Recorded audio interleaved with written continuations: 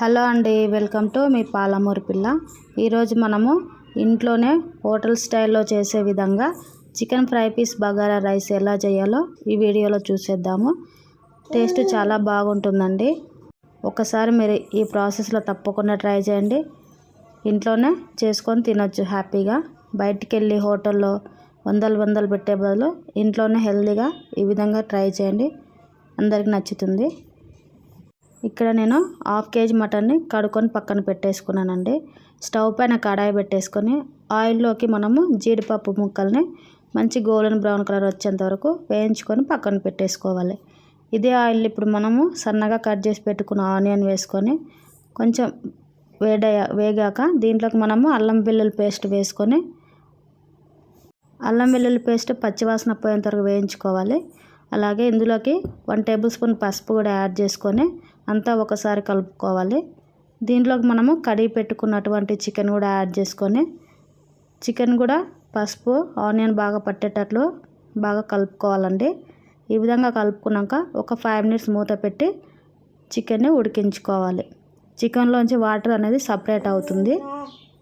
Water అనేది ఎగిరిపోయేంత వరకు మనము చికెన్ని కుక్ చేసుకోవాలి. ఇప్పుడు దీంట్లోకి మనము టేస్ట్కి సరిపడా కారము సాల్ట్ యాడ్ చేసుకోవాలి.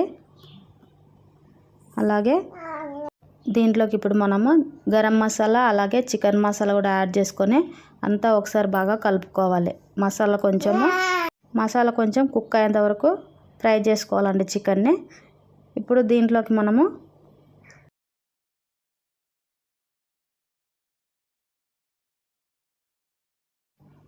కరివేపాకుని యాడ్ చేసుకుందాము. అలాగే ఒక 2 పచ్చిమిరపకాయల ముక్కలు కూడా యాడ్ చేసుకుందాము.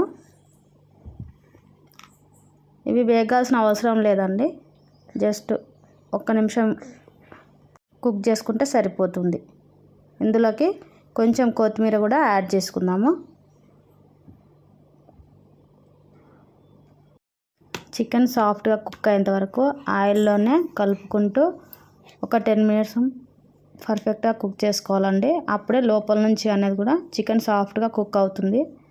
అంతా కూడా బాగా కలుపుకుంటూ కుక్ చేసుకోవాలి. లేదంటే మీడియం ఫ్లేమ్లో పెట్టే కుక్ చేయాలండి. హై ఫ్లేమ్లో పెడితే మన చికెన్ అనేది మాడిపోతుంది. కాబట్టి ఇప్పుడు దీంట్లోకి మనము ఫ్రై చేసి పెట్టుకున్నటువంటి జీడిపప్పును కూడా యాడ్ చేసుకొని అంతా ఒకసారి కలుపుకొని పక్కన పెట్టేసుకోవాలండి. మన చికెన్ ఫ్రై రెడీ అయింది. ఇప్పుడు బగారా అన్నం కోసం ప్రిపరేషన్ చూద్దామండి. నేను ఇక్కడ స్టవ్ పైన కుక్కర్ పెట్టేసుకొని 2 టేబుల్ స్పూన్ల ఆయిల్ యాడ్ చేసుకుంటున్నాను. దీంట్లోకి ఇప్పుడు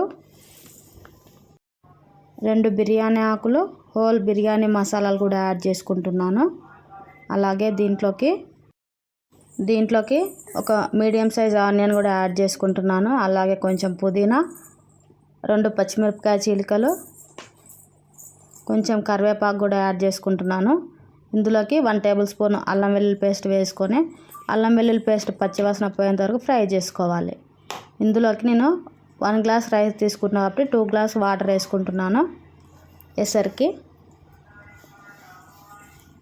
దీంట్లోకి టేస్ట్కి సరిపడా సాల్ట్ కూడా యాడ్ చేసుకొని కొంచెం కొత్తిమీర కూడా యాడ్ చేసుకోవాలి. ఎసరు బాగా మరిగేంత వరకు మరిగించుకోవాలి. ఈ విధంగా మరిగితే సరిపోతుందండి.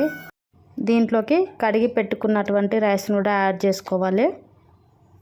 రైస్ యాడ్ చేసుకున్నాక అంతా ఒకసారి బాగా కలుపుకొని కుక్కర్ మూత పెట్టేసుకొని ఒక 2 విజిల్స్ రప్పించుకుంటే మన రైస్ కూడా కుక్ అవుతుందండి. రైస్ని ఒక 1/2 అవర్ అన్న నానబెట్టుకోవాలి. ఇక్కడ మూత పెట్టుకొని ఒక 2 విజిల్స్ రప్పించుకుంటే రైస్ అనేది పర్ఫెక్ట్గా కుక్ అవుతుందండి. ఇప్పుడు మూత తీసి చూద్దామండి. రైస్ అనేది పర్ఫెక్ట్గా కుక్ అయింది కదా, మనం సర్వింగ్ బౌల్లోకి తీసేసుకుందాము. నేను ముందుగా సర్వింగ్ బౌల్లోకి చికెన్ ఫ్రై పీస్ని వేసుకొని పైన రైస్ వేసుకొని ప్లేట్లో సర్వ్ చేసుకున్నానండి. చూడండి ప్లేట్ ఎంత కలర్ఫుల్గా ఉందో. మీరు కూడా ఈ విధంగా తప్పకుండా ట్రై చేయండి. మీకు ఎలా వచ్చిందో కామెంట్ చేయండి. Bye bye.